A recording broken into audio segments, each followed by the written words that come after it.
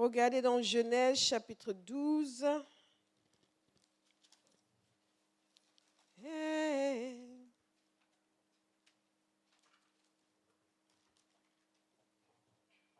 Hey. Oh. Zélé la la la la. La ma da da da da da da da. Et dans Genèse chapitre 6.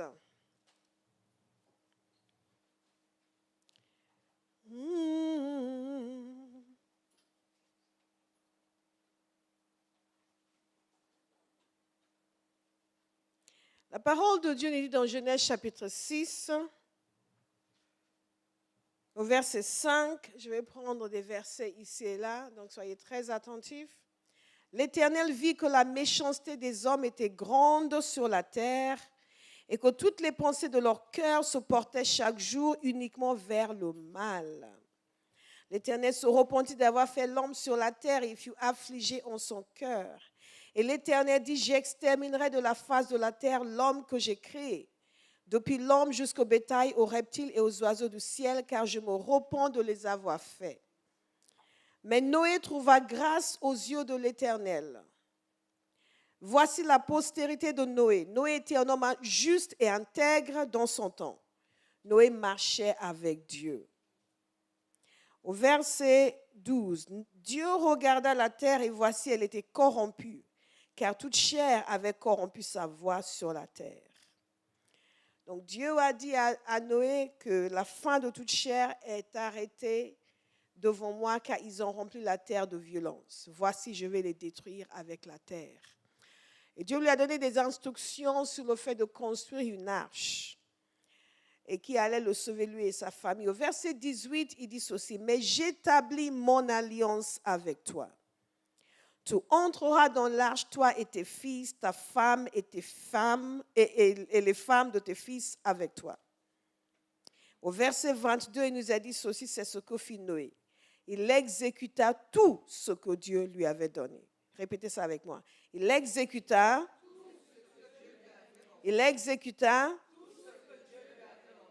Donc voici une situation très intéressante en homme que Dieu est venu chercher. Dieu est venu le chercher parce qu'il voulait établir une relation particulière avec lui. Et il a dit, je fais mon alliance, j'établis mon alliance avec toi.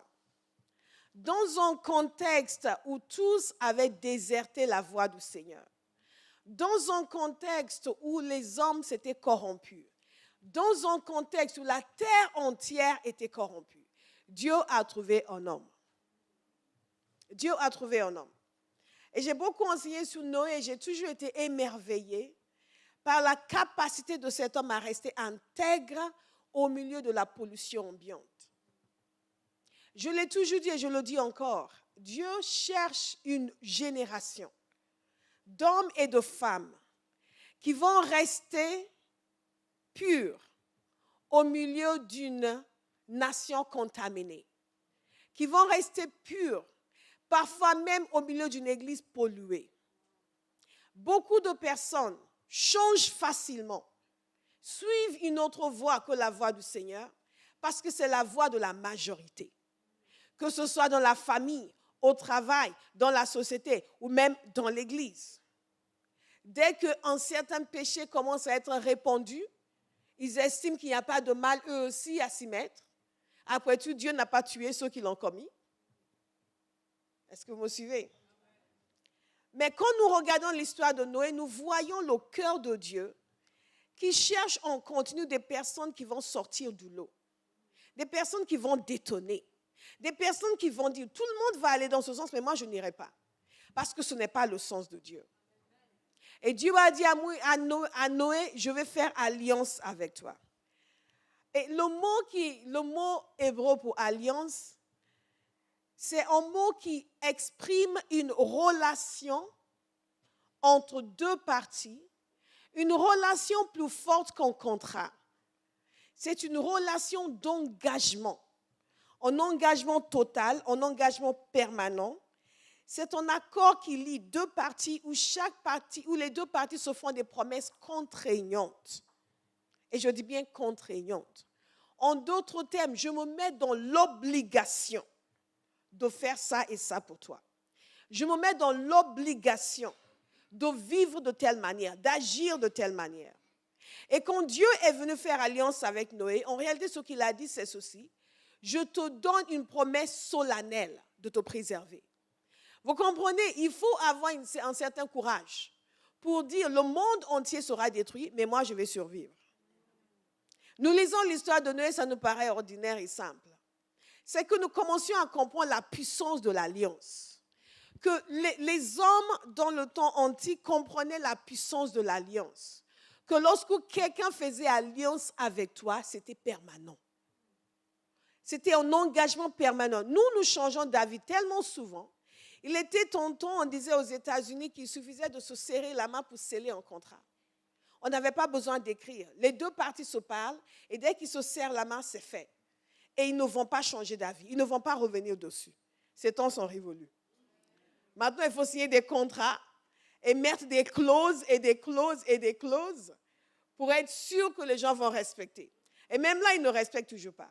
Donc, notre mentalité a beaucoup changé.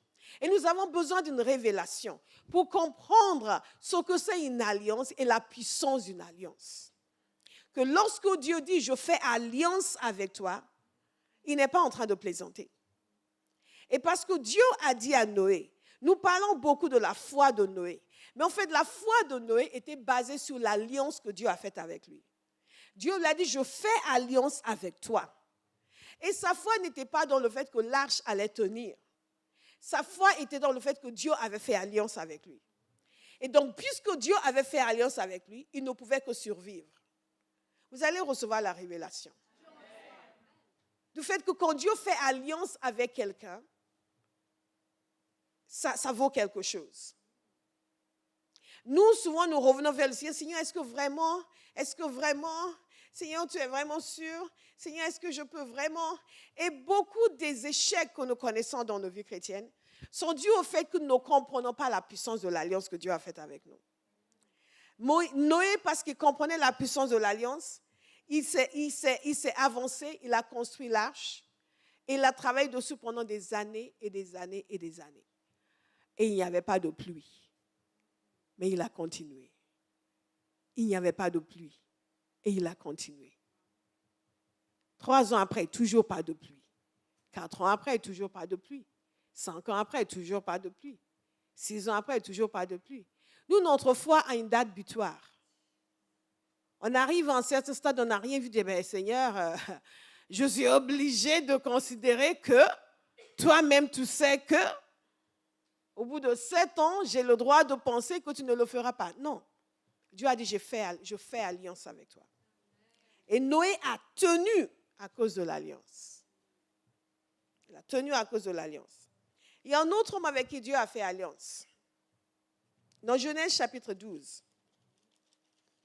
Nous voulons comprendre l'importance de l'alliance. Donc nous sommes en train de regarder les différentes alliances dans la parole de Dieu. Les différentes alliances dans la parole de Dieu. Et l'alliance que nous allons faire avec le Seigneur. Et quelqu'un va dire, mais nous avons déjà une alliance avec lui. Oui, et nous allons en faire encore. L'Éternel dit à Abraham, va-t'en de ton pays, de ta patrie, et de la maison de ton père dans le pays que je te montrerai. Je ferai de toi une grande nation, et je te bénirai. Je rendrai ton nom grand, et tu seras une source de bénédiction. Je bénirai ceux qui te béniront, et je maudirai ceux qui te maudiront. Et toutes les familles de la terre seront bénies en toi. Voici les termes de l'alliance que Dieu a fait avec Abraham. Il lui a promis une descendance, il lui a promis une terre, et il lui a promis de faire de lui une bénédiction pour le monde entier. Et Abraham a cru. Quelqu'un va dire, je vais croire. Je vais croire. Je vais croire. Abraham a cru. Dans Genèse 13, au verset 14, il nous a dit ceci. L'Éternel dit à Abraham, après que Lot se fut séparé de lui. Ça, c'est un de mes passages préférés dans la parole de Dieu. Je ne vais pas m'attarder dessus parce que je peux prêcher dessus pendant des heures et des heures. Ce qui s'est passé ici, c'est que Lot a quitté Abraham en prenant les meilleures terres, Abraham l'a laissé choisir, il a pris les meilleures terres et il est parti. Or, c'est Abraham qui avait la promesse. Et Dieu est revenu après pour dire à Abraham, je n'ai pas changé d'avis. Dites à quelqu'un à côté de vous, Dieu n'a pas changé d'avis. Dieu n'a pas changé d'avis. Quelles que soient tes circonstances actuelles, Dieu n'a pas changé d'avis. Il n'a pas changé d'avis. À un moment où il semblait que celui qui avait la promesse était seul. La personne qui l'a amené avec lui a regardé, a vu les plaines, a vu les parties les plus riches et a décidé, je vais les prendre. Dieu est revenu. Il est venu voir Abraham. Il lui a dit ceci. Lève les yeux. Et du lieu où tu es, regarde vers le nord et le midi, vers l'orient et l'occident. Car tout le pays que tu vois, je le donnerai à toi. Et à ta postérité pour toujours. Pas à l'autre. Peu importe ce qu'il a saisi, c'est à toi que je le donnerai. C'est à toi que je le donnerai. Je rendrai ta postérité comme la poussière de la terre, en sorte que si quelqu'un peut compter la poussière de la terre, ta postérité aussi sera comptée. Lève-toi, parcours le pays dans sa longueur et dans sa largeur, car je te le donnerai. Aïe, aïe, aïe, aïe, aïe. Et Dieu est fidèle. Dieu est fidèle. Dieu est fidèle. Dans Genèse chapitre 15, maintenant il y a l'officialisation de l'alliance. Dieu vient voir Abraham dans une vision. Il lui dit, Abraham, ne crains point, je suis ton bouclier et ta récompense sera très grande. Et Abraham répondit, Seigneur éternel, que me donneras-tu? Je m'en vais sans enfant. Et l'héritier de ma maison, c'est Eliezer de Damas. Et Abraham dit, voici, tu ne m'as pas donné de postérité. Et celui qui est né dans ma maison sera mon héritier. Alors la parole de l'Éternel lui fut adressée ainsi. Ce n'est pas lui qui sera ton héritier, mais c'est celui qui sortira de tes entrailles qui sera ton héritier. Et après l'avoir conduit dehors, il dit, regarde vers le ciel et compte les étoiles. Si tu peux les compter,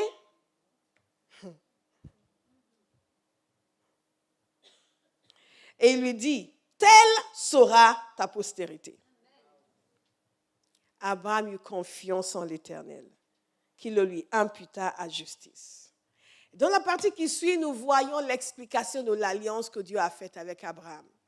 Et Dieu a utilisé exactement le même procédé qu'utilisaient les gens de l'époque d'Abraham pour conclure des alliances. Ils ont coupé en deux une génisse de 3 ans, une chèvre de 3 ans, un bélier de 3 ans, une tourterelle et une jeune colombe. Et il les a coupés par le milieu et il a mis chaque morceau l'un vis-à-vis de l'autre. Et la parole de Dieu nous dit ceci. Au coucher du soleil, un profond sommeil tomba sur Abraham. Et voici une frayeur et une grande obscurité vint l'assaillir. Et l'Éternel dit à Abraham, sache que tes descendants seront étrangers dans un pays qui ne sera point à eux. Il continue à lui parler de ce qui allait se passer. Et la parole de Dieu nous dit au verset 17, quand le soleil fut couché, il y eut une obscurité profonde, et voici ce fut une fournaise fumante, et des flammes passèrent entre les animaux partagés. En ce jour-là, l'Éternel fit alliance avec Abraham. Et lui dit, je donne ce pays à ta postérité.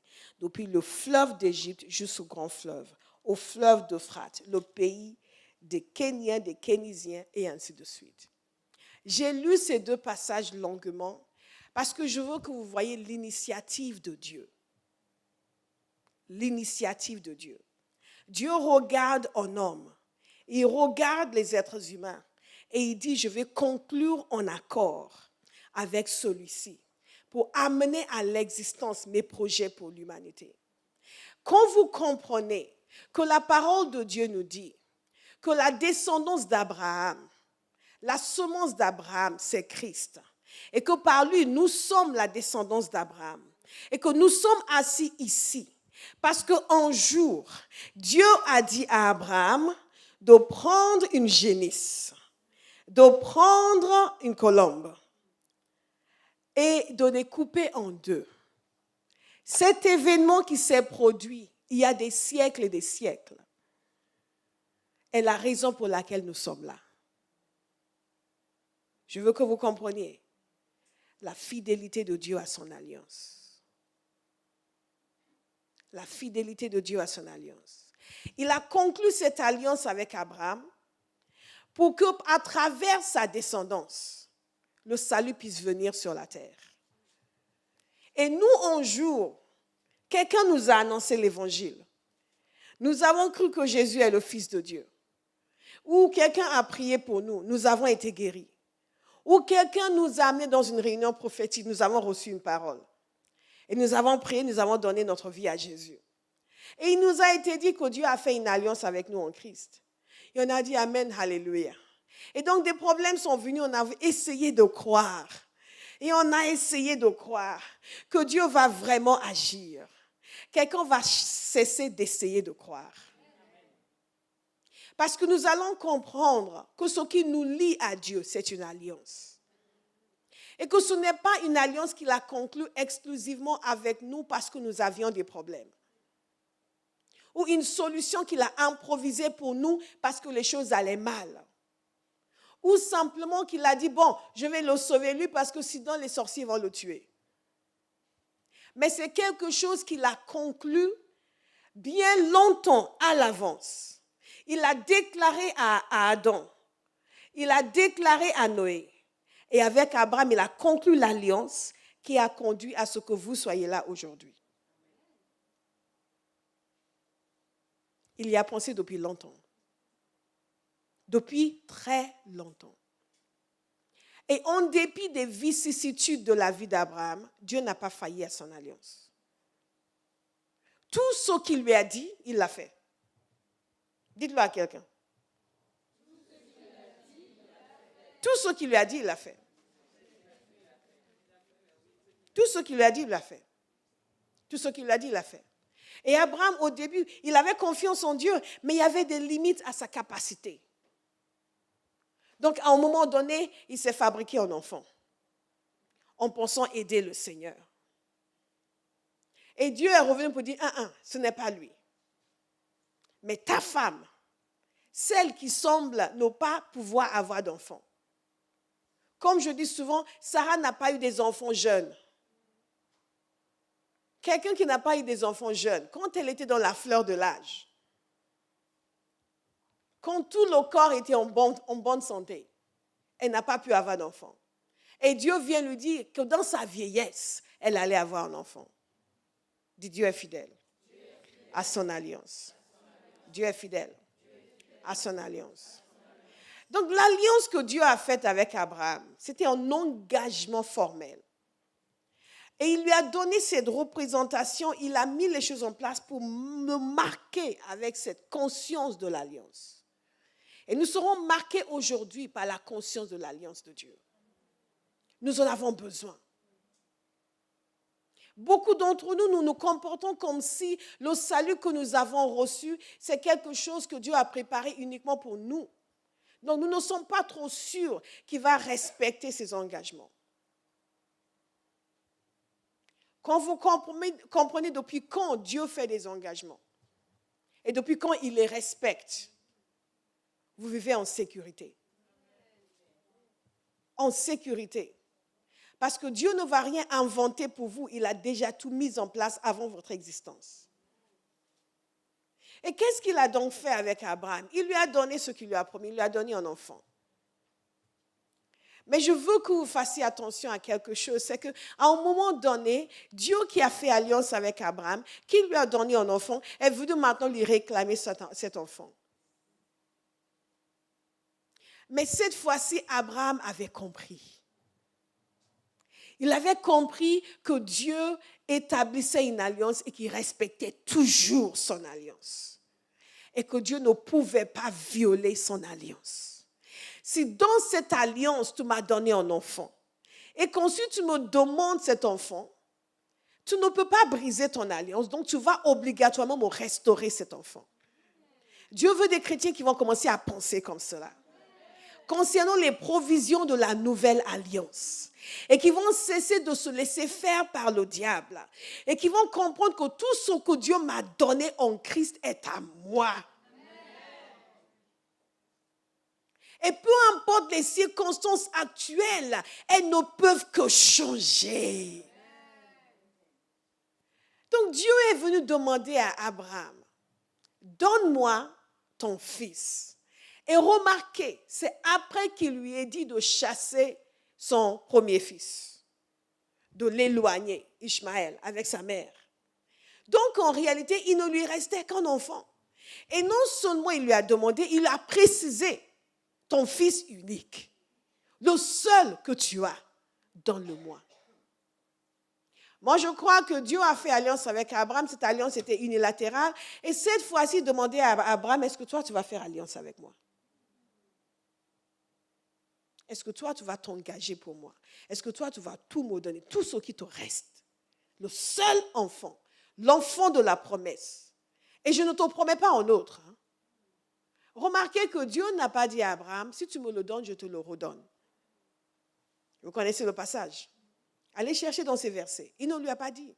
Il ne lui a pas dit, si tu me donnes cet enfant, je vais le ramener à la vie. Si tu me le donnes, je vais te le redonner. Il a dit, donne-le-moi, point. Mais la parole de Dieu nous dit qu'Abraham a réfléchi.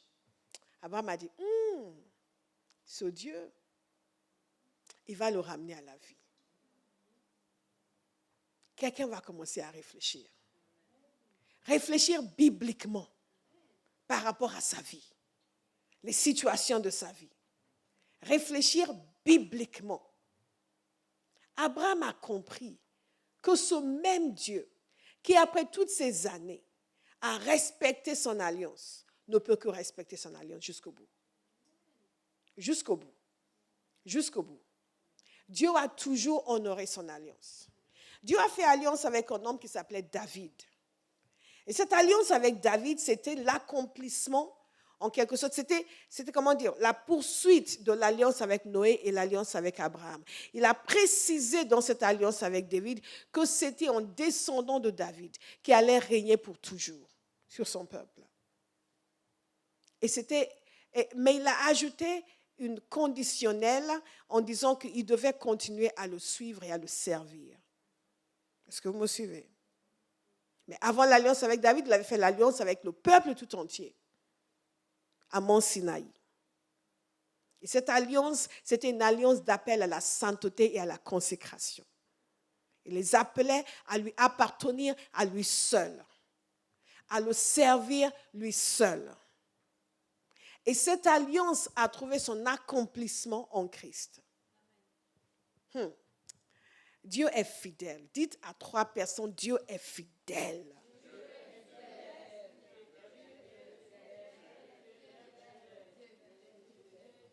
Dites-le, Dieu est fidèle.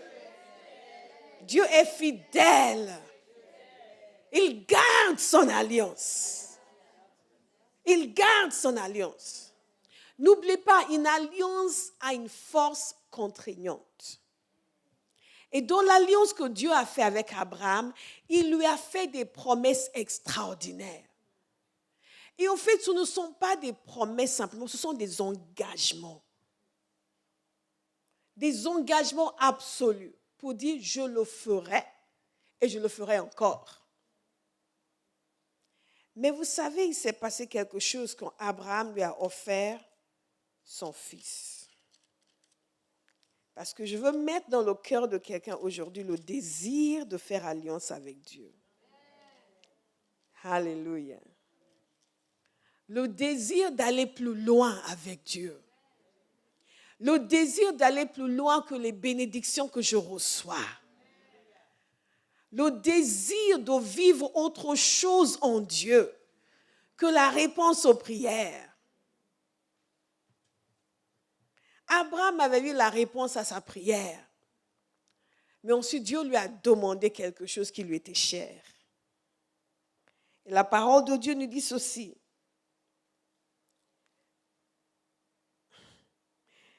Dans Genèse 22, verset 9. Lorsqu'il fut arrivé au lieu que Dieu lui avait dit, Abraham y éleva un autel et rangea le bois. Il avait emmené Isaac. Il lia son fils Isaac et le mit sur l'autel, par-dessus le bois. Puis Abraham étendit la main et prit le couteau pour égorger son fils. Alors l'ange de l'Éternel l'appela des cieux et dit, Abraham, Abraham, et répondit, me voici. L'ange dit, écoutez attentivement, n'avance pas ta main sur l'enfant et ne lui fais rien. Car je sais maintenant que tu crains Dieu. Dites, ce sera mon témoignage. Dieu est en train de promener son regard sur la terre. Il est en train de regarder son église. Il est en train de dire, je veux savoir qui a la crainte de Dieu. Pas juste qui va à l'église. Pas qui chante à la chorale. Pas qui aime l'adoration. Pas qui pleure pendant la louange. Pas qui danse pendant la louange. Pas qui arrive à l'heure et en retard. Pas qui aime la parole, mais qui craint Dieu. Aïe, aïe, aïe, aïe. Qui craint Dieu? Et Dieu est toujours en train de regarder, de tester, de chercher. Qui craint Dieu? Et Dieu a dit à Abraham, c'est tout ce que Dieu voulait savoir. Il a dit, n'avance pas ta main sur l'enfant et ne lui fais rien, car je sais maintenant que tu crains Dieu. Il y a des dimensions dans lesquelles nous n'allons pas avancer tant que Dieu n'a pas vu que nous avons sa crainte. Il y a des dimensions d'intimité dans lesquelles nous n'allons pas entrer si nous n'avons pas la crainte de Dieu. Il y a des dimensions de révélation dans lesquelles nous n'allons pas entrer si nous n'avons pas la crainte de Dieu. Vous savez, peu importe le nombre de mains qui nous sont imposées, il y a certaines choses qui vont nous rester inaccessibles si nous n'avons pas la crainte de Dieu. Parce qu'il y a certains endroits, si vous avancez sans la crainte de Dieu, vous risquez de souffrir. Mais quelqu'un ici va avoir la crainte du Seigneur. Quelqu'un va le désirer. Parce que Dieu est en train de changer, chambouler les choses dans son église. Nous nous sommes assez divertis.